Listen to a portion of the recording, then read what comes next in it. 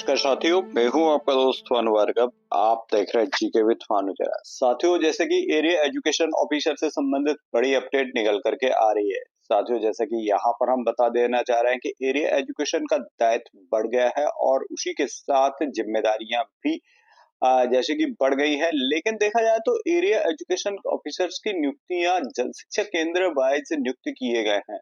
जैसा कि यहाँ पर हम बता देना चाह रहे हैं कि पहले यह संपूर्ण दायित्व संकुल प्राचार्य का हुआ करता था। उसी के साथ साथ अब देखा जाए तो इसके नीचे जन शिक्षा केंद्र कार्य किया करते थे। जन शिक्षा केंद्र को हटा करके अब एरिया एजुकेशन ने इसकी जगह ली है। वहीं देखा जाए तो जन शिक्षा केंद्र जहाँ अधिक थे, तो वहीं देखा जाए तो एईओ जो कार्यालय है वह उनकी संख्या थोड़ी सी कम हुई है, लेकिन केंद्र से यह संख्या अधिक है।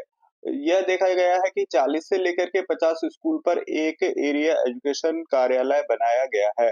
वहीं इससे संबंधित बड़ी अपडेट निकल करके आ रही, इस खबर को हम प्रेजेंट कर रहे हैं जागरण न्यूज़पेपर के माध्यम से। जैसे कि साथियों, यहाँ पर एरिया एजुकेशन की नियुक्ति को एक लंबा समय हो गया है शिक्षकों को इंतजार करते। क्या वह अब इंतजार खत्म होगा, क्योंकि नया सत्र इस बार 1 माह पूर्व ही शुरू होने वाला है। तो उससे पहले क्या डीपीआई जो कि मध्य प्रदेश के जहाँ देखा जाए तो शिक्षक इंतजार कर रहे हैं, तो डीपीआई क्या परीक्षा कराएगा या पूर्व की लिस्ट से ही शिक्षकों को एरिया एजुकेशन ऑफिसर बनाएगा।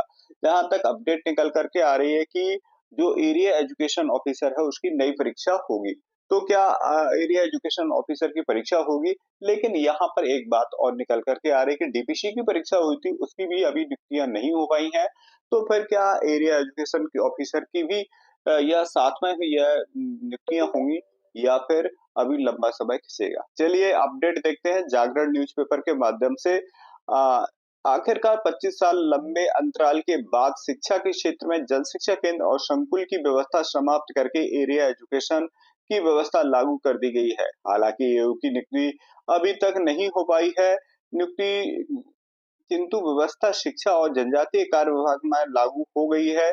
एईओ की नियुक्तियां नहीं होने से जनशिक्षा केंद्र के प्राचार्य को ही इसकी जिम्मेदारी सौंप करके उन्हीं से यह कार्य करवाना शुरू कर दिया गया है। शिक्षा विभाग में तो व्यवस्था हर स्कूल पर तक लागू हो चुकी है, किंतु जनजातीय कार्य विभाग अभी तक इसके पीछे और इस व्यवस्था को यहाँ लागू होने में वक्त लगेगा। विभागीय जानकारी के अनुसार पोर्टल 3.0 के माध्यम से ही अब सारे टीचर्स की अटेंडेंस लगेगी। साथ ही समेकित छात्रवृत्ति सहित वे सभी कार्य जो जन शिक्षक करते थे वह एईओ के माध्यम से ही होंगे। यानी अब पोर्टल भी एईओ की काउंट करेगा। फिलहाल एईओ वाले सारे कार्य जन शिक्षा केंद्र के प्राचार्य अपने आप के अलावा करवाना पड़ रहे हैं। तो साथियों, यहाँ पर जनजातीय कार्य विभाग में बात करें तो एईओ से पहले 2000 के पहले एडीआई नामक पद हुआ करता था और वही यह व्यवस्था देखा करता था।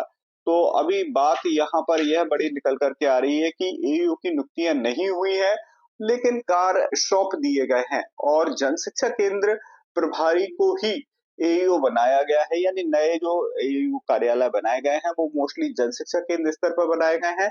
इसमें से कुछ जन शिक्षा केंद्र समाप्त भी किए गए हैं और कुछ नए सृजित किए गए हैं, तो उन्हें एईओ कार्यालय बनाया गया। अब यह दायित्व तो दे दिया है, लेकिन अभी पद पर जो कार्य करने वाले एरिया एजुकेशन अधिकारी की नियुक्ति नहीं की है। तो अभी व्यवस्था ऐसी ही चल रही है। अब देखते हैं सरकार इस पर कब नियुक्तियां करती है। डीपीआई वाले इसका विज्ञापन जारी होगा तो हम आपको अपडेटेड वीडियो लेकर के आएंगे इसी प्रकार के इन्फॉर्मेशन।